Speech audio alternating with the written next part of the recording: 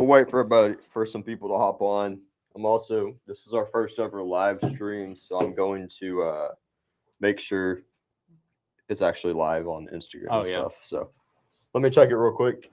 Let's see. Let's see for live. Old Instagram. And then I think there's a way to bring up comments on here too, so I might do that. But this is our first live stream, so let's see. I think on Instagram I might have to add like a new key. Okay, we're live here on YouTube.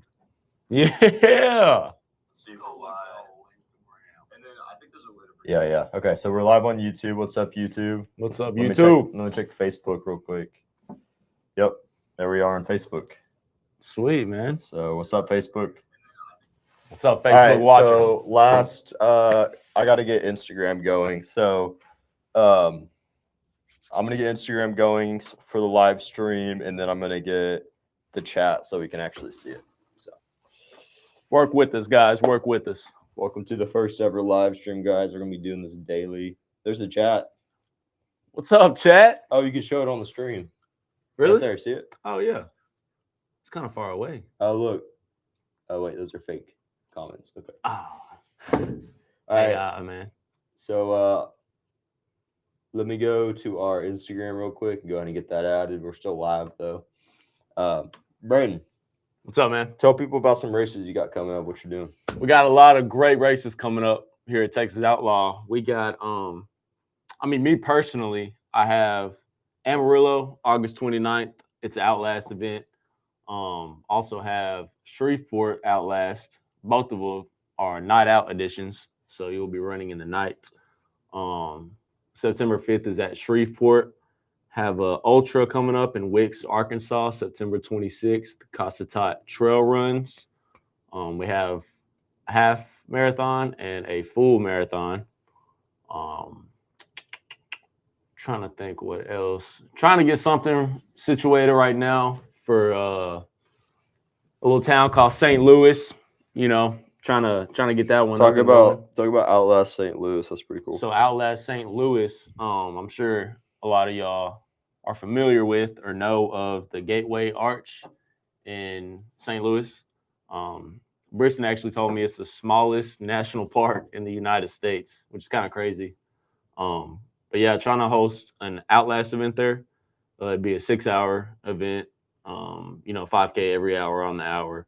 But the cool thing about that is, if you've never seen the Arch or if you've seen it before, in this event, you'll be able to see it 6 different times because you'll be running around the Arch, through the Arch. So it'll be really cool. So if you're interested in that, it's set for November 7th. Haven't got everything finalized yet, but working on it. So, hopefully that one falls through and we're able to make that happen. Also got 100K coming up in Shreveport. That is October 24th in Shreveport, Louisiana. All right, I think I got Instagram coming up. Yeah, dog. Let's see. Let me go ahead and add it here. All right, there we go. But yeah, and then we got another ultra in Farmersville on Halloween. So come dressed in a costume. You can come dressed as whatever you want.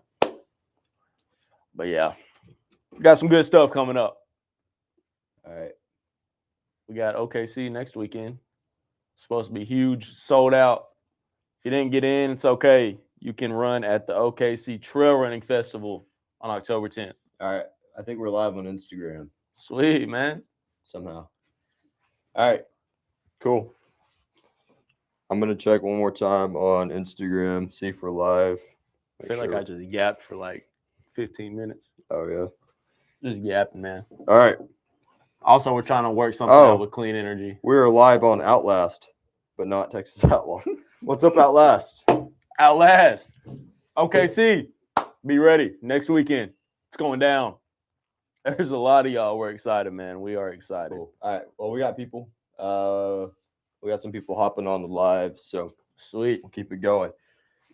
All right. Welcome to the live stream, guys. Our first ever live stream. We're going to be doing these daily, Monday through Friday. We probably need to do them around lunchtime. Yeah. When people are on lunch. But hey, Today, this is our first one. So welcome to the live stream. And the main thing we're going to be talking about today is how to know if an ultra or a trail race is too hard for you. So one of the biggest things that I wanted to talk about is cutoffs and like how we come up with cutoffs, because if you go sign up for a trail race, you know, especially an ultra marathon, they got cutoffs, and some people are like, well, you know, why is the cutoff the time it is? Why? What happens if you don't make cutoff? How do you prevent not making cutoff? And so on cutoffs, you did a 50-mile race before you worked with us. You did the what was it called? Beast of the Brazos, 50-mile in Waco. You did the 50-mile Beast of the Brazos in Waco, and that one had a cutoff. Right? I don't know what the cutoff time was, but when you were running that race, was that something you were thinking about? It was. I wasn't really focused on it at first, just because, like, you know, you're getting out there, you're running, you're not thinking about, you know, 12 hours away. But yeah, as the night went on, or as the day went on, and I realized, hey, we're getting into crunch time, I was like, okay, you know, the cutoff did start to play a factor. But it's good. Like, I understand why we have it. It's, you know, number one, for safety reasons. You know, that's the biggest thing. We want all of our runners to be safe. But yeah, I did start thinking about it. I did, bro. You got close to cutoff? I was real so what close, was cutoff? What was your finishing time? I want to, bro. It was literally seconds, bro. Oh, really? Yeah, the cutoff. You finished seconds before cutoff. Literally, it was. That's crazy. I want to say the cutoff was like 11 o'clock that night. I came in, no joke. You can look on Ultra Sign Up. My finishing, I came in at 10:59. It was like 10:59 and some seconds. Oh, it was like 11 hours. Yeah, like I barely made it. But I did ask Asher, who was race directing. I was like, hey man, I'm about to go out for this last loop. Yeah. I don't know if I'll make it. Yeah. And he was like, hey, just give it your best shot. That's kind of what we do, dude. Yeah. So, all right. So let me answer the question, like, why, I guess, why cutoffs exist.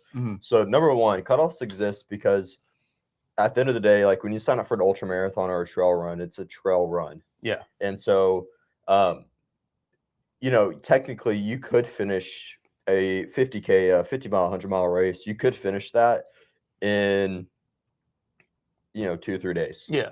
Yeah. Right. But it gets to a point where the time is unreasonable. And so cutoffs are set to be reasonable majority finisher times. Yeah. And so, like, when we first determined our finisher times, when we first started doing trail races, I went to other trail races and I looked at what their cutoffs were for their races. But there's so many factors that play into cutoff times, and I'll give you some examples. So if we have a super flat race and it's like not too super technical, pretty flat course. Yeah. Okay. We're gonna give you a very reasonable cutoff time. But if you're in a race that's in the mountains, and it's crazy elevation, you're climbing, but you're going like 30-minute pace, going up this mountain. Like if you're in that situation, that cutoff time is probably going to be a little bit longer than usual because the course is so technical and crazy and just difficult to cross. And so there's a few things that play into cutoff times, and that's kind of two of them. Is we need people to finish within a reasonable time, because us as race directors, we're not going to sit out there for 2 days waiting on you to finish when you're sitting and walking and like you're not, like you're pushing yourself, but you're not. Like you could be pushing yourself more, and it just becomes a point where it's like unreasonable for us to continue a race after a certain time, because most people will finish within X amount of time. And so for like a 50K, for example, I think it's like I don't know, like 12. I think 12 hours is pretty fair time for a 50K. I think that's pretty traditional. It's a pretty fair time. Like I finished one of my first 50Ks, I think, in like 6 to 8 hours. Nice, man. Somewhere in there. But like, then that was a super difficult trail in the mountains, 50K. And I was back in the pack too. So that's kind of why that's kind of one area of how hours are set. Another aspect of cutoff times is if we're doing a huge point-to-point race, for example. Like let's say we're going to go put on a point-to-point 100-mile where you start at this one place and then you go 100 miles to this other place. Well, in that case, we have to rotate aid stations to support the entire race. We're not going to have 20 tents and 500 tables. We're going to have 5 tents and 50 tables, and we're going to rotate those aid stations. And so those aid stations have cutoffs. Yeah. Because guess what? When that cutoff hits, that aid station's out of here. It's gone, man. It's on to the next one. And so that's another thing that goes into planning aid stations. Like, it's not just like a random, like, oh, the aid station's going to close at 3 p.m. It's just like, it's closing because we're going to have to use this for another area. Yeah. And also, these volunteers have been working at the aid station for 30 hours, you know? Yeah. And so that's kind of how we go about cutoff times and all of that. When it comes to like our Outlast event, the way I came up with that cutoff time is I was like, if someone were to fast walk a 5K, they could finish in just under 60 minutes. Oh, yeah. And so Outlast was like, if you just run a little bit and you don't stop, you can finish in under the 60 minutes. And I want to say about 5 to 10% of our Outlast runners don't finish the race because they can't beat the cutoff time. Really? Like 5 to 10% of people. Wow. Yeah. Honestly, more than I was expecting. Yeah. And a lot of people go to Outlast because they want to see, you know, how fast they can run each time, what their total time can be, and compete that way. Yeah. Some people just want to come and say, hey, I did freaking 6 5Ks this weekend. You did 1 5K, I did 6. I did 6 of them in 6 hours. Yeah. If we got any Outlast people on here, y'all tell us why you do Outlast. So. Yeah. No, I think that part of Outlast is pretty cool because it is like, you know, like you said, you know, if you just walk, you know, somewhat fast, or at a decent speed, you're going to finish in under an hour. So I think it's cool that people get out there and challenge themselves. Like, obviously, you know, you're going out there to run, but so cutoff stories. You did Dead Night Pines, so you probably have 1 or 2. Yeah, I have a few cutoff stories. So one time we were doing this race in DFW this past December. I was a race director called Naughty Hog, and we had 100K. And there's this older guy, and he had come in and he had 1 more lap to go. I think it was like a 15-mile loop. And he had 1 more lap to go to get to 100K. And we had these really cool buckles. And he really wanted to finish. And he came in and he had like an hour left till cutoff. And I was like, dude, you're not going to make cutoff. But I was like, here, this is what I'll do. Because at Texas Outlaw, like our races, we give people grace. Yeah. And so I told him, I said, hey, here's what I'm going to do. I'm going to let you go ahead and go out and do your lap, but this is what I want you to do. Whenever you finish, I want you to send me a picture of your watch with your finishing time, and I'm going to have this buckle sitting here for you. Yeah. And then I went and I left because nobody else was there. It was just me and this other guy. Yeah. So I went back to my camper and slept, and then I woke up to a text message from him with his watch. He had hit 100 kilometers, 60 miles, and he thanked me that he let him continue, and he was able to finish and get his buckle. Yeah. And so that's one of the cool stories, like from my most recent memory, of having like a cutoff. And I know when you were at Dead Night Pines, you kind of did the same thing. Like the course was a little long, and you kind of extended the cutoff. You gave some grace. Yeah. I'll tell you this though, there's some race directors out there where the cutoff is the cutoff. Yeah. And they're serious about it, dude. They'll like pull you off the course. They'll go out there, find you on the trail, and pull you off the course if you're not making cutoff. Yeah. And I mean, I understand both sides of it. I think, you know, it is nice that we give grace to our runners. And that just goes to show, like, we actually do care about our runners. You know, we're not just out there putting on an event and then, hey, once the time rolls, we're gone. Like, well, a lot of race directors, they're like, I'll get home faster if I stick to the cutoff time. And they're like, well, it was on the website, so I'm just going to. And they're kind of mean about it, you know? So I'm like, I don't have anywhere to be, dude. Like, I don't have anywhere to be. You're out here suffering. I'm sitting in this chair right here. Like, go for it, man. Yeah. But I would say, too, anyone signing up for a trail race, look at the cutoff time and, like, make sure you can actually hit that cutoff time before you sign up. Yeah. Like, in Texas Outlaw Running, we're very lenient on cutoff times when it comes to, like, our trail and ultra marathon races. We're very lenient. But there's other race companies out there that are extremely strict. So it just depends who you run with. But like if we say, hey, cutoff is, 12 hours, well, we'll really let you go probably like up to 13 or more hours, you know. Just because that's kind of what we do. But on the other token of that, you know, if we're doing a huge point-to-point race and we're having to rotate aid stations, if that aid station cutoff is 3, it's 3. Yeah, that's. I mean, hey, that's just but part of the game. I think that's there. a cool thing about it too. Is like with the traditional ultras and stuff that we do, if it's like a loop, or you know, say like a, you know, just like a 10K stretch, like we'll extend it. But you know, when it's 100-mile point to point, or like more than 100 miles, like them aid stations, man. If it's 3 a.m. cutoff, that aid station ain't gonna be there when you get there. So that's just how it is. You know that, you know, it's for your safety. You know, it's for the runner's safety. Like we don't want to send you 20 more miles down the road and you don't have any fuel. Yeah. You know, and regardless if you think you can make it or not, that's great. I love the passion. I love it. But safety is our number one thing. So we don't want anything to happen to our runners. Yeah, and talking on aid stations, that's another interesting thing. Our aid stations, man. People are so, like, in the trail and ultra running community, aid stations are like such like a, people are so particular. Oh yeah. Keep it short. Yeah. So so I'll give you an example. So at our Outlast trail races, and for people who don't know, our Outlast, it's pretty much 18 miles. You hit the aid station every 3 miles, and that aid station, we do post-race reviews, and the Outlast aid stations get like really awesome reviews. People love it. Mm-hmm. When you get into the ultra world, aid stations are mini food trucks, but they're not in a truck; they're in a tent. Yeah. You know, when you get into 100-mile races, ultra marathons, these ain't water stations. Yeah. These are deluxe luxury in the woods restaurants. Yeah. Like, and as race directors, man, when we put on a big ultra marathon race, typically if it's like 100K or above, or if it's above 40 miles, if it's cold outside, we're gonna have hot foods. Yeah. Like we're gonna have I know Asher, he likes to do ramen. We do bacon, quesadillas. Yeah. Like you show up to a Texas Outlaw trail race in the cold, you don't got to worry about no food. You don't have to worry about food. We got you covered. We got cheese quesadillas, ramen. And I've heard of some crazy aid stations where they'll do like pizza and burgers and stuff like that. Yeah. And, you know, for you as a newer race director, you know, when you do these ultra races, these ultra marathon runners expect that level of aid station. Man. Oh yeah. They want real food. Yeah.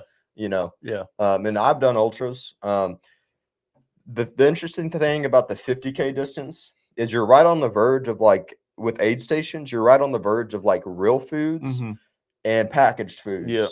Yeah. Like you could pretty much do packaged foods for anything from a 5K to a marathon. Like, you know, you can open up a thing of crackers or a goo or whatever, you know, water, Gatorade. But then you get to a 50K, and at least when I did one of my 50Ks, I freaking destroyed all the oatmeal cream pies. Bro. Yeah. Like I ate like 4 oatmeal cream pies. And let me tell you, them apple sauces, dog. Hey, man. Hey. Applesauce, bro. Yeah, bro.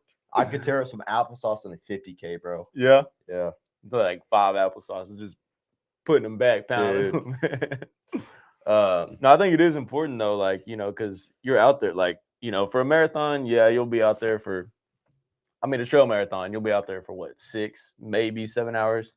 But like a 50K, you know, you're out there for up to 10, 12 hours. So it's like, I get it, man. I eat a lot myself. So you're running, burning all that energy. Like you want real food. You don't just want to eat Cracker Jacks all day, you know? Yeah. So no, I get it. I understand. Yeah. And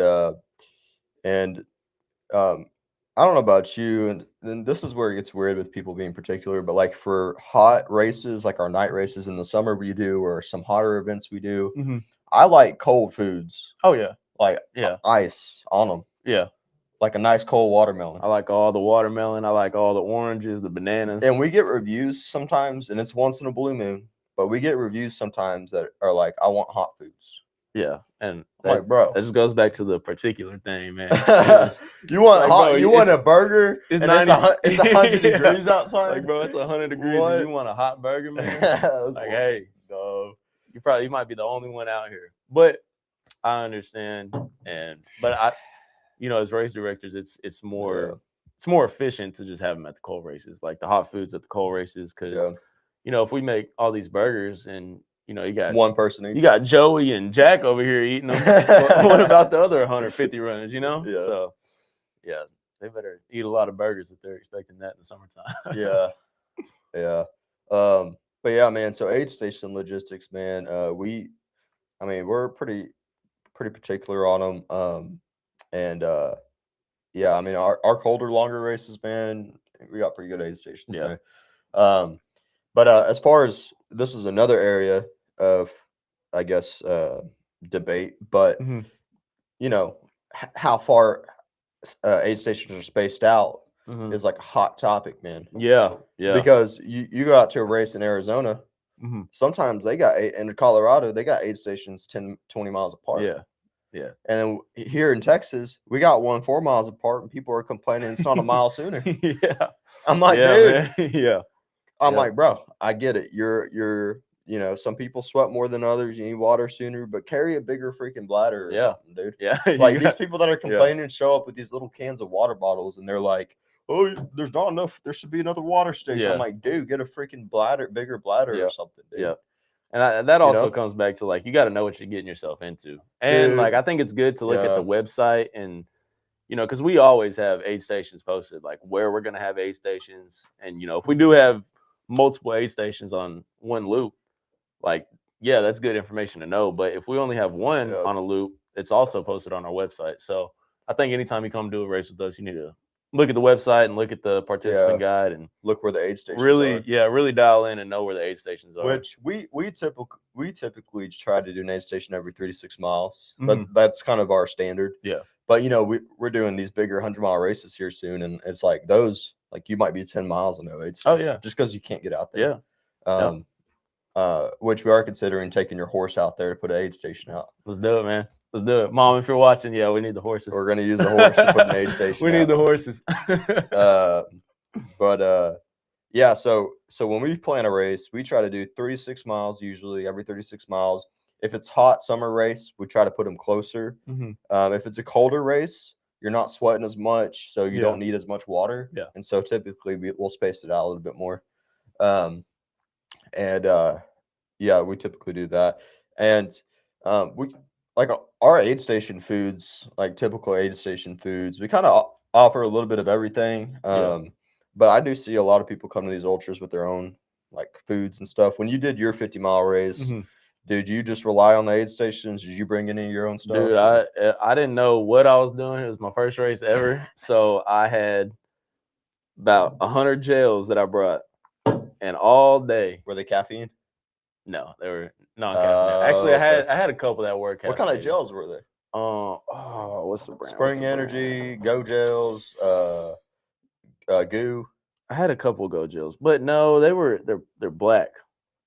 I'll find a picture after this and I'll show you. I think I know what you're talking about. They're like the long tubes. You know what I'm talking about? Yeah. Maybe. Yeah. But yeah, dude, I was just pounding the gels. Every 45 minutes, bro, I was gel, which, my stomach, I ended up taking it pretty well. I know it's not very common because it was a 50-mile. So you got to think, like, for 15 hours, just straight gels. The only thing I had from an aid station was little sip of Coke and an orange. That's all I had the whole day. What'd the restroom look like when you got home the next day? Oh, it was bad. It was bad, man. It was bad. It took me a while to, fully be like, okay, I'm back. But yeah. But it was an experience. It was fun. So for me on runs, I like the softer foods, like the apple sauces, the gels, the watermelon, like easy to get down foods. Yeah. And that's like if I were to go do an ultra now, like knowing what I know now, I'd probably plan out my nutrition a lot different. I think it also helped that it was raining that day, so like it wasn't just freaking hot the whole time. Because I think I definitely would have had a different, perspective on my nutrition and all that. But I think just the weather and everything, for that day, it worked out. So we need to get a gel sponsor for Texas Outlaw races. Dude, we do. Put them at all the aid stations. Yeah. SIS, that's the name of the gels. SIS. SIS. They're pretty good. It's like 45 grams of carbs. Yeah. It's funny how different aid stations are at trail races and road races, though. Yeah. You've been to a road race where they got like water and bananas and that's it? Yeah, that's all they got, man. And what's funny is like the 26-mile road race isn't much shorter in distance than the 50K. They're what, 5 mile difference? Yep. And so, like, at a marathon, it's water, Gatorade, and maybe a banana. Yeah. Yeah. At a trail and ultra race, 5 miles more, you got a freaking buffet and the people still complain. Yeah. I'm like, bro. But I think it's also like, I think both communities are very similar, but also very different. Like, I think road running, like, I'm a competitive person, but like road running is very competitive, time, trying to PR. Trail racing is kind of more kick back. All right, let's get out here. Let's sweat. Trail racing's about the distance. Road running's about the time. Yep. The cool thing about Outlast, it's a hybrid. So like Outlast, it's about time, but it's on trail, and you still get the trail atmosphere because you get the trail aid stations. Yeah. You get the trail course. Yeah. So the cool thing about Outlast is that it's a good middle ground for people coming from road races to trail running. It's like Outlast has a hybrid mix of that road competitiveness, but trail. Oh yeah. And then it's funny seeing the reviews because it's most of the time it's people's first trail race. Yeah. And they're like, the aid station is freaking awesome, dude. Because like a road race, man. Yeah. Road race, you don't get aid stations like that. So you get a couple bananas, a yeah, watermelon, water, and they send you on your way. Yeah. Yeah. So aid station stories. When I first started doing race directing, there was this one race we did. It was the first ever trail race we did. It was called the Chupacabra. We still do it today. It's our oldest trail race. Yeah. And over at Copper Break State Park. And there was one aid station that I had put on the map. That was I think it was like a water station.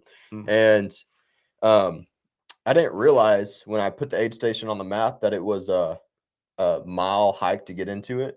And so early on in our first races we've ever done, the first few trail races we've ever done, most of the time we hiked with gallons of water 1 to 2 miles in on the trail, tables. Like I would get a group of 3 guys. We would all get tables, gallons of waters, jugs, and we would hike in the aid stations. Dude.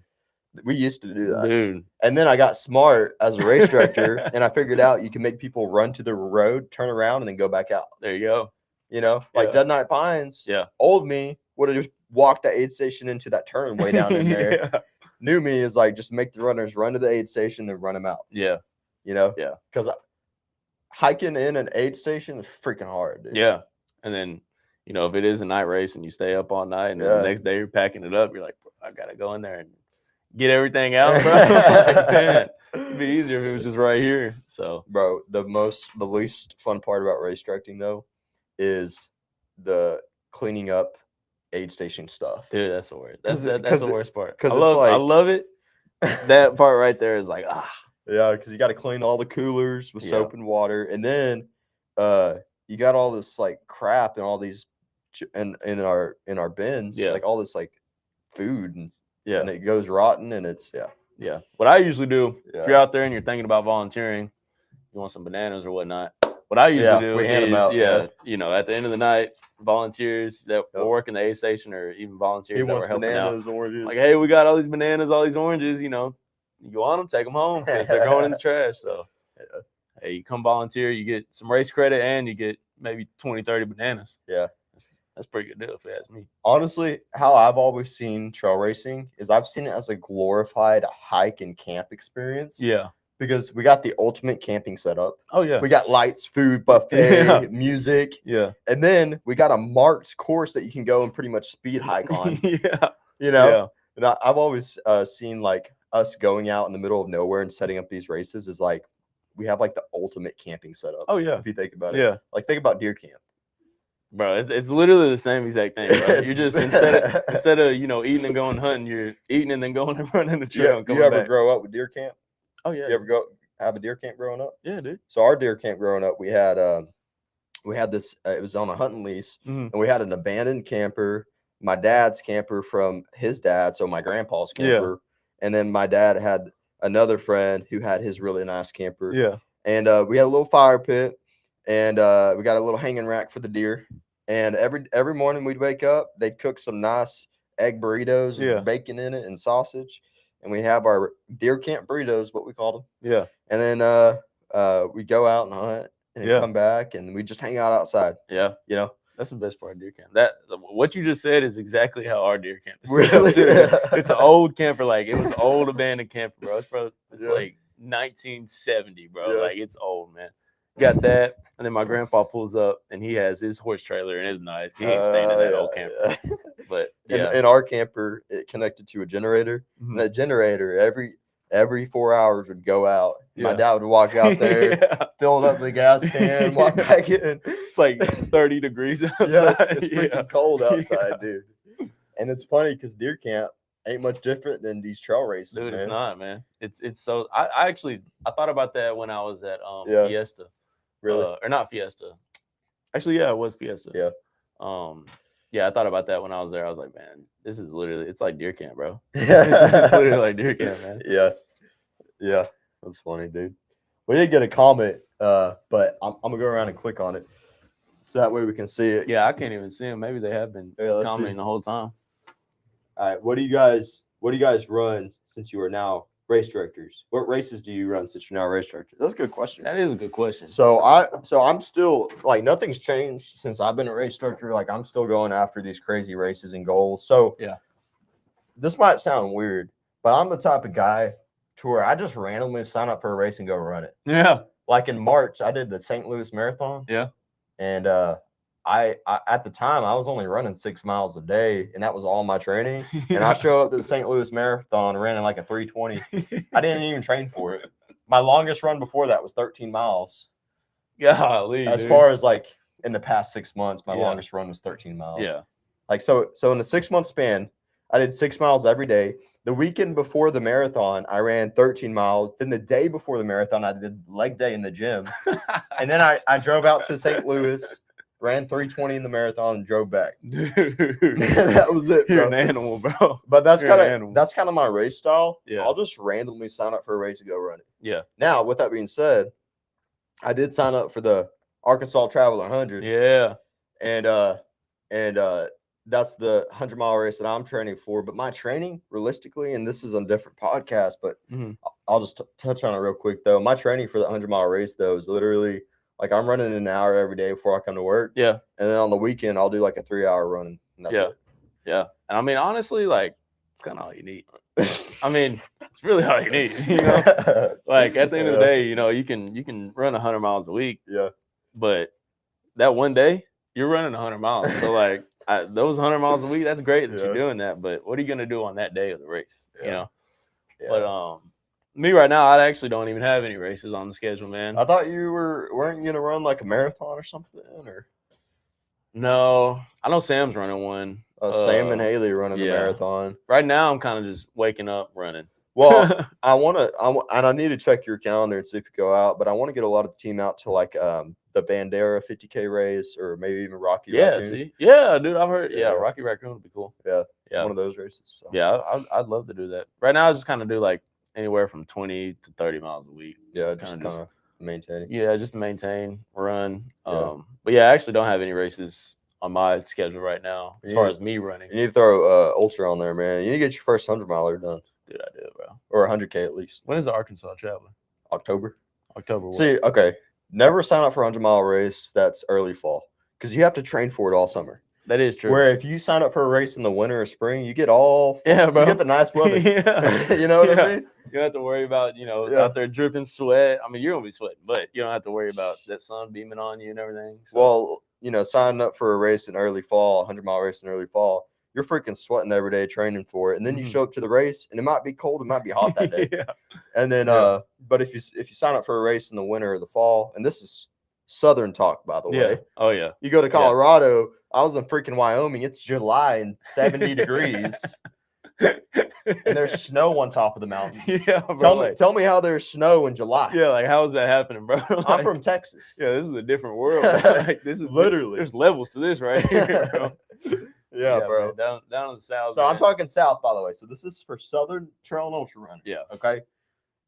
Sign up for a race that's in the winter or the spring, and you get all fall to train for it, Mhm. and you get nice, cool, pretty weather. Okay. Can't complain. If you sign up for a race, 100-mile race or whatever, a race in the fall, you got to train in the hot summer for it. Yeah. man. And if you don't like heat like me, you don't want to be doing that. But, Yeah, I you know don't what I want to mean? be doing that. Which I do it anyways. Yeah. Because that's why we don't want to do it, so we have to, bro. Like that's our job, bro. Yeah, we have to. Yeah, yeah, man. But yeah, right, that's aid stations. Do we have anything else on aid stations? I think that's the title of this episode, by the way, is this ultra too hard for me? So we got to answer that question by the end of this. Is this ultra too hard for me? But let me say this real quick. Let's talk about DNFs. Mm-hmm. What causes us to count people as a DNF or make people what it would take for somebody to pull somebody off of a course. Yeah. So when it comes to DNFs, pulling somebody off a course, number one, and this is really more you see this more so in the 100-mile scene, but sometimes in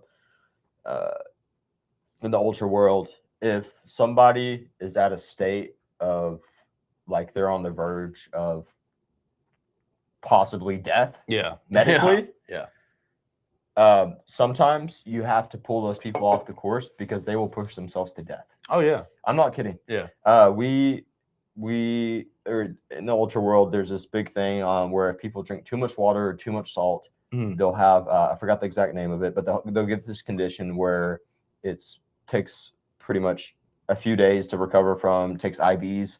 Wow. And you can literally die. There's people that have died from either having too much sodium in their system or too much water and not enough sodium. Wow. And I forgot what the exact name of it was, but that's a common reason people get pulled off of a course. Another is if we're doing a hot race in the heat, if somebody's overly dehydrated, sometimes it takes days to rehydrate an extremely dehydrated body. Yeah. Days. And we've had issues in the past with people almost dying from heat. Yeah. Legit. So like, hey, man. So we tell people like, hey, kind of know your limits when you're dealing with heat and stuff. But if somebody's like, there's signs of dehydration, like if their skin's sticking when you pull it, if they're not sweating, if they got white salt all over them. I mean, there's signs that there's something, the balances ain't right. And so in that case, you just pull them out, and it's for their own safety. Because some runners will push themselves to death. Dude, there was a guy at Dead Night, and I don't know any of his medical history or anything like that. Yeah. But he got done, and he's sitting over there. He finished the race. He was running 50K. He finished. Yeah. But he was sitting over there by the aid station, and he was talking to one of the volunteers at the aid station, and he was like, "My average heart rate, the average heart rate for the whole race, 198."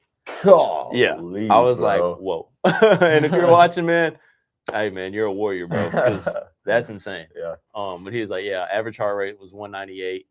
And he was just over there. He was like, he's not shaking, but he was like, just kind of. Yeah. I was like, man, try to get some fluids in you. I gave him some bananas and whatnot. Some watermelons. Yeah, I was trying to help him out. But yeah, I mean, it's at the end of the day, if somebody does pull you off or anything like that, it's always out of safety. Like it's never it's never anything personal or like, hey, you're not gonna make it. Like we're not looking like that. We're just, it's for your safety. Just we care about you more than we care about you finishing. Like we care about your health and your life more than you finishing the race. That's a good way to put it. Yeah. And then another reason somebody might get pulled off the course is maybe it is past cutoff time and we already got somebody cleaning up course markings. Yeah. Well, in that case, we're not going to send you back out because you're not going to know your way. And then another reason is if we're already cleaning up aid stations and there's no aid out there, you don't need to be going out there if there ain't no aid to help you. Yeah. Yeah. And so that's another reason. A lot of people DNF because on their own because they don't think they can do it. Maybe they're experiencing some sort of injury or they know their limits and they're like, I don't want to push myself to the point of being in a hospital, so I'm gonna just stop. And some people DNF because they get off course. Yeah. Oh yeah, bro. Yeah. You get lost, you go run 5 miles that way. You're supposed to go 5 miles this way. That ain't no good. Well, that ain't no good at all. It gets scary when you're putting on a race in a place with thousands of miles of trail and somebody gets off course. Yeah. That's when it gets scary. Yeah. But the good news is, and we learned this in our wilderness certifications we take, but the good news is any area in the U.S., I think there's always a road within 20 miles. Oh yeah, yeah. Within, I did find that interesting when I saw that. So if you ever get lost in the woods, or anywhere in the U.S., if you get lost somewhere, if you just walk one way 20 miles, you run into a road eventually. Yeah. So that's the good news. Yeah. The key is walking one way. Yeah. Look where the sun and the not moon walking is. in a circle, Yeah. walk one way. Look where the sun and the moon is and kind of follow one direction. But yeah. But that is scary though, putting on a race where there is hundreds of miles of trail, knowing if somebody gets off course, they can be lost out of their minds. Mm-hmm. There's this one race we did where this one guy, he literally mentally just went insane and like didn't know who he was, where he was. Wow. And we knew he was missing and we couldn't find him. And while we were about to get search and rescue out there, and then while we were on the phone with the people at the venue, somebody found him on their side by side and picked him up, and he didn't know who he was, where he was. This dude just went mentally insane. Wow. And so we put him in a cabin. Yeah. We let him sleep there overnight. He woke up, he was fine, drove back home.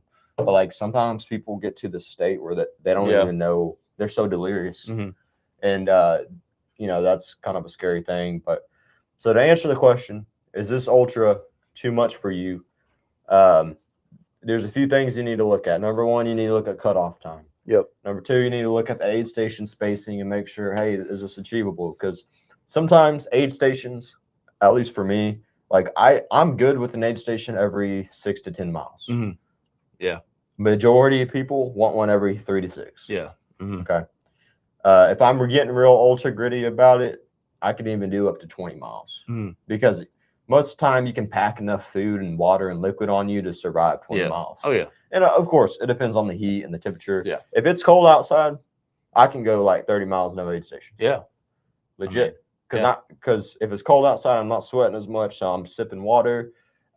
You can pack food on you. Like, I can go 30 miles without an aid station personally, and I've done it before. I went 70 miles with no aid station in the Ozarks. On Ozark Island, dude. 70 miles. 70 miles. Which I had all my food and water packed on the back of me. Yeah. Dude, golly, man. So make sure the aid stations are spaced out enough for you. Mm-hmm. Make sure you're going to make cutoff time. Make sure you look at the map and the elevation, because if it's super mountainous or hilly, it's going to slow you down. Mm-hmm. And then I think that's kind of the two main things. And then Yeah, I think the weather plays a factor too. I mean, obviously we can't, we don't have any say so in that. But always check and kind of gauge what the weather is going to be. And we always have the average temperature of that time of year and the location. We always have the average temperature posted on the website. We do that, but it could fluctuate. So just trying to keep in mind, what the weather is going to be like. If it's going to rain, if it's going to be 100 degrees, just try to understand that. And then that also plays a factor into your fueling and your water intake, just everything you need. We do post the historical average, like what's a historical low average, historical high average. And sometimes it's in that, sometimes it's more, sometimes it's less. But there was one race we did, West Texas Ultra in April of 2025. That race was supposed to be on average, I think it was like 50 to 70 degrees. It ended up being like 20 degrees in a blizzard. Woo! Yeah, that was wild. Hey, for all you 2025 West Texas Ultra finishers, we got epic photos of y'all are salute to y'all. Yeah, I bet. Look like a bison running. We did the race, and we offered transfers or credits to next year if people didn't want to do it. But we still did the race to where, hey, if you want to come out here and run in the blizzard, come on. We did it. Be my guest. Hey, it's in April this year too, or April of next year too, April 17th. So hopefully it's not a blizzard. That's gonna be kind of cold, but gotta do what you gotta do. All right, we're gonna open it up to Q&A. So we got some people live right now. We're gonna open it up to question and answer. This is Race Director Q&A. So if you have any questions, go ahead and post them in the chat. I'm actually gonna pull up one of the chats on my phone right now. Ryder, I don't know if Ryder's still on, but Ryder said, yo, I won Outlast and got 5th at DFW National Championship. Who's running Atlanta 24-hour? Yeah. So Ryder, Nice, man. he did place top in the DFW National Championship for our Outlast event, and he's asking who's doing the Atlanta 24-hour 5K every hour for 24 hours. Who's all doing that, man? Who's doing it? Who's running it? We need to know. We did get another question here. I'm thinking the race director for that is Sarah. Sarah? Yeah. Sweet, man. So yeah, you'll get to meet Sarah. She's awesome, man. That's awesome, Ryder. 5th place in DFW championship, man. That's insane. You're a lot faster than me. I can tell you that. Oh yeah, he's flying. All those people are flying. Does that say Mr. McDaddy 15? Mr. McDaddy 15. All right, Mr. McDaddy 15. We put on for the city at West Texas, son. Yeah. That's right. Let's do it, man. Let's do it. We did put on a heck of a race. Sam's watching too. She's on the live. Nice, Sam. What's up, Sam? Hope we're getting some work done, Sam. Yeah, that was Texas Ultra Race 2025. That goes down in history books. Let me make sure. It's a legendary race. Yeah, Mr. McDaddy 15. Mr. McDaddy 15. What a username, man. What a username. Ask a race director anything. We're in the Q&A part. If a blizzard doesn't cancel a race, what does? Good question. Tornado. Great question. Tornadoes. Hours and hours long of lightning storms. I think that's it. Yeah, that's pretty much it, man. We kind of, yeah. I know at Texoma it started getting, it was raining. Yeah, it started getting a little bad. It and blew over. People were asking us, they're like, "Hey, y'all gonna cancel? Y'all gonna cancel?" We're like, "Nah, man. Yeah, you can run in the rain, bro." Yeah, but we will cancel. You can run in rain and snow. Yeah. And when it comes to like blizzards or ice, like we believe in liberty and freedom. Yeah. We're American. Yeah. And when it comes to at least like ice and snow, like some people and Amarillo's used to ice and snow, so we made sure like that the city had snow plows and all that, and they did.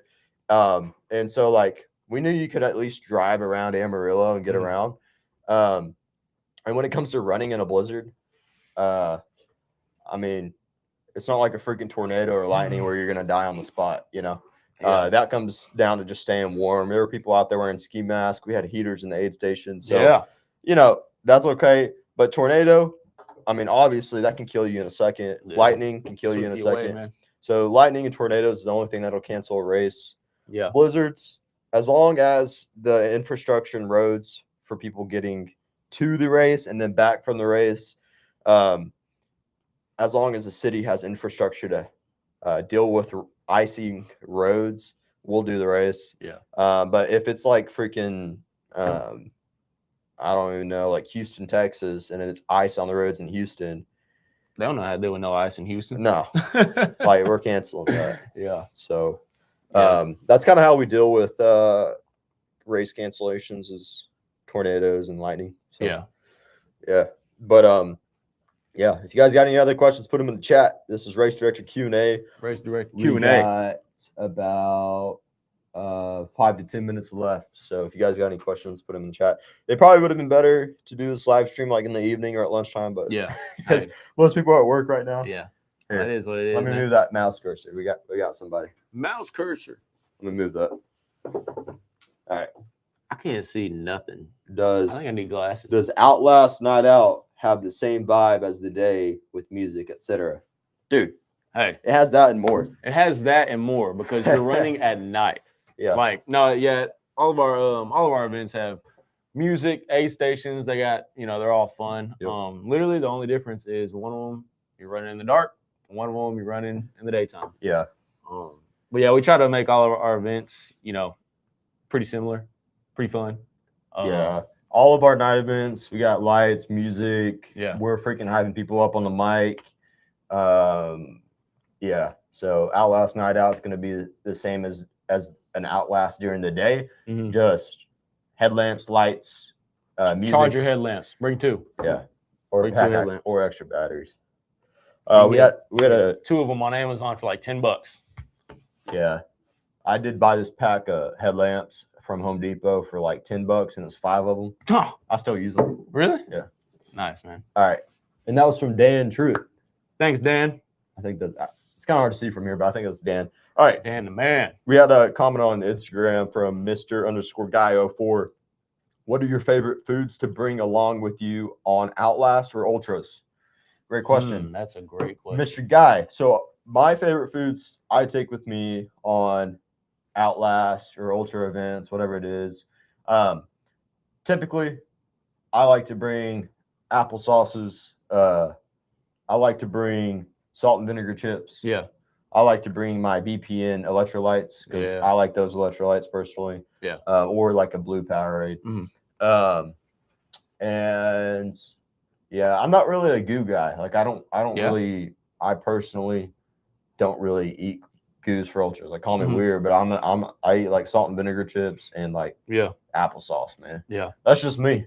Hey, everyone's got their thing, man. So what's your favorite foods for honestly like an Outlast or an Ultra? You know the honey stinger like pancakes, or I say pancakes, yeah. like the waffles. Yeah, I've heard of them. Those go a long way for me, especially when it's like, you know, because I do take the gels. So you take, you know, so many gels, and you're like, bro, I just want food, like real food. And obviously, if you're not with the aid station, you know, you can just, I think they're like this big.